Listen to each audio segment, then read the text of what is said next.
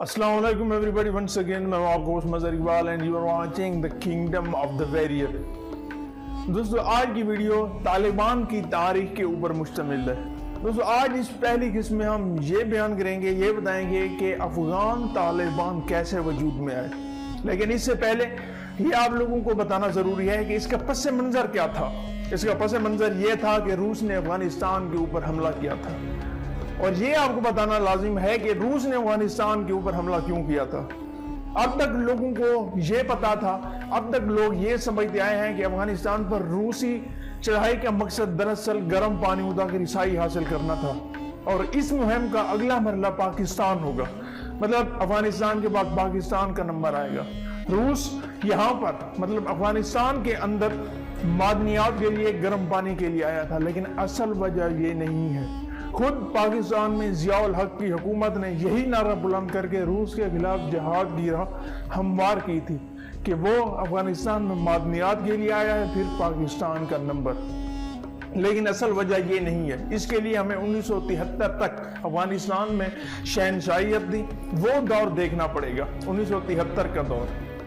Video पर आगे बढ़ने से कबल चैनल पर नए आने वाले दोस्तों से गुजारिश है हमारे चैनल को सब्सक्राइब कर दो, साथ लगे बेल आइकन को भी प्रेस कर दो। Watch for more informative video like this.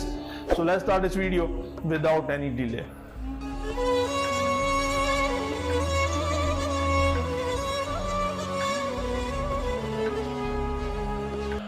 दोस्तों अफगानिस्तान के अंदर बादशाहत का निज़ाम था, और 1973 में भी बादशाहत का निज़ाम चल रहा था। उस वक्त अफगानिस्तान के अंदर किंग ज़ाहिर शाह की हुकूमत थी। वो अफगानिस्तान का आखिरी बादशाह था। उसने कई वजीर आजम बदले, लेकिन खुद वो वजीर आजम नहीं था, वो खुद किंग था।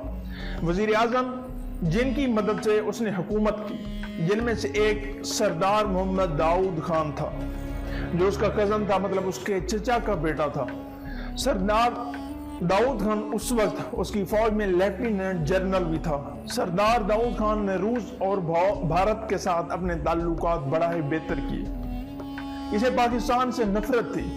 पाकिस्तान से ताल्लुकात की खराबी की वजह से अफगानिस्तान को इक्तिसादी मुश्किलात का सामना करना पड़ा, तो सरदार दाऊद खान को 1963 में इस्तीफा देना पड़ा।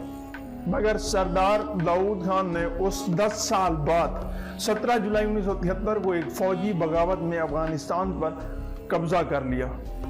इस बगावत को रूस की मदद हासिल थी, क्योंकि ऑलरेडी सरदार दाऊद खान के भारत और रूस के साथ जो ताल्लुकात थे वो बेहतर थे, वो अच्छे थे। ज़ाहिर शाह फरार होकर अतालिया चला गया, लेकिन उसने बहाना ये किया कि वो बीमार है और अपने इलाज के लिए वो अतालिया जा रहा है। जैसे ही उसने उसके ऊपर कब्जा किया, उसको कोई मतलब ज्यादा मुश्किलात का सामना ना करना पड़ा, क्योंकि एक तो वो पहले लेफ्टिनेंट जनरल रह चुका था, और वो उसका चचाजाद भाई भी था। दोस्तों 7 अप्रैल 1978 को सरदार दाऊद खान को एक बगावत में कत्ल कर दिया गया, और नूर मोहम्मद तरा को उस वक्त अफगानिस्तान का सदर बना दिया गया। इस बगावत को भी रूस की मदद से मुमकिन बनाया गया। मतलब पहले अफगानिस्तान में ज़ाहिर शाह की हुकूमत को ख़त्म करने में रूस का हाथ था, फिर दाऊद खान के कत्ल में भी रूस का हाथ था।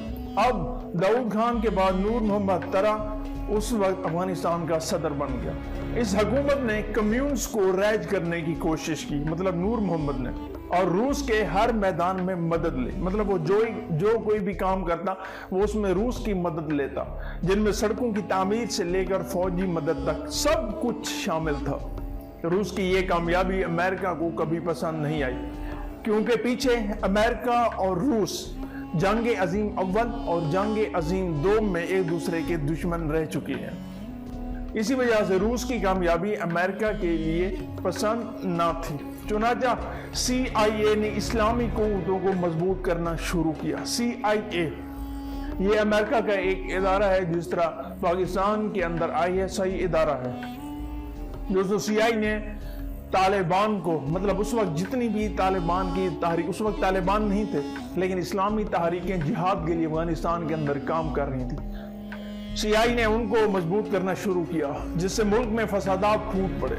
नतीजा 1979 में रूस ने अफगानिस्तान की हुकूमत की दावत पर अफगानिस्तान में अपनी फौज उतार दी। अब मसला ये था کہ یہ جو روس کی فوج آئی تھی افغانستان کے اندر، آلریڈی افغانستان میں نور محمد مطلب حکومت کر رہا تھا، اس نے افغانستان میں روس کی پھر فوج کو ڈائریکٹ بلوایا اپنی مدد کے لیے۔ روس کے 30,000 فوجی افغانستان کے اندر مطلب موجود تھے، لیکن جیسے CIA نے ان لوگوں کو اکٹھا کرنا شروع کیا تو افغانستان کی حکومت نے روس کی فوج کو افغانستان میں بلوایا، اتار دیا۔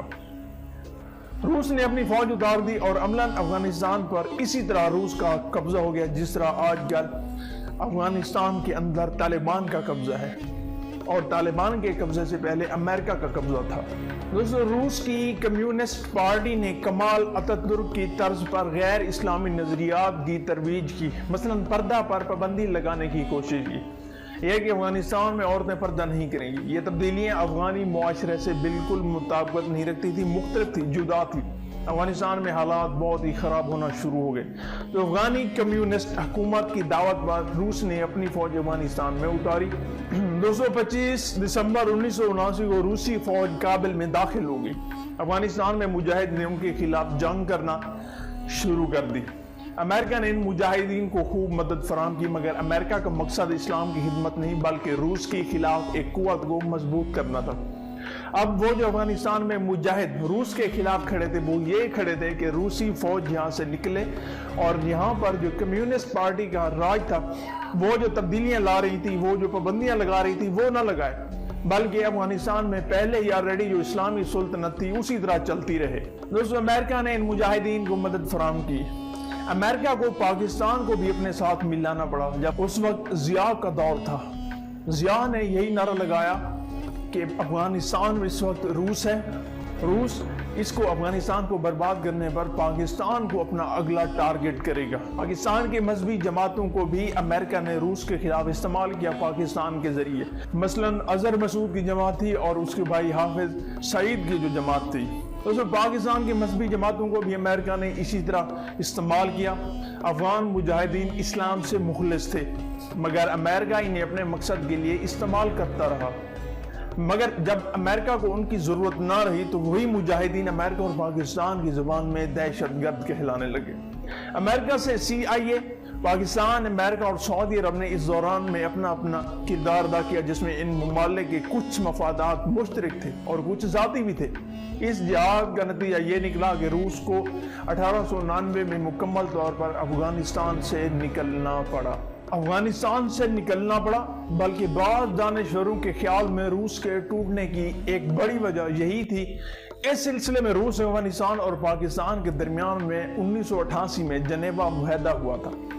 دیکھیں، روس کو سوویت یونین بھی کہا جاتا ہے۔ جب یہ ٹوٹا تو پھر اس کے ٹکڑے ہو گئے۔ روس نے افغانستان سے فوج نکالنے کے بعد بھی اس وقت کے نجیب اللہ کی حکومت کی مدد جاری رکھی، مگر 18 اپریل 1992 کو مجاہدین کے ایک گروہ نے جنرل عبدالرشید دوستم اور احمد شاہ مسعود کی قیادت میں کابل پر قبضہ کر لیا۔ اب یہ انہی طالبان کا گروپ تھا، مجاہدین کا گروپ تھا۔ ابھی ان کو طالبان کا نام نہیں دیا گیا، یہ میں آپ کو بعد میں بتاؤں گا کہ ان کو طالبان کا نام کیسے پتا دوسری قسط میں۔ اب وہ جو مجاہدین تھے انہوں نے کابل پر قبضہ کر لیا اور افغانستان کو اسلامی جمہوریہ بنانے کا اعلان کر دیا، مگر امریکہ اسلحے کی مدد سے مجاہدین کے مختلف گروہوں کے درمیان میں اقتدار کے حصول کے لیے خانہ جنگی شروع ہو گئی۔ اس وقت ایک اسلامی جہادی کونسل بنائی گئی جس کی قیادت پہلے صبغت اللہ مجددی اور بعد میں برہان الدین ربانی نے کی، مگر مجاہدین کی آپس کی لڑائی میں اضافہ ہوتا چلا گیا۔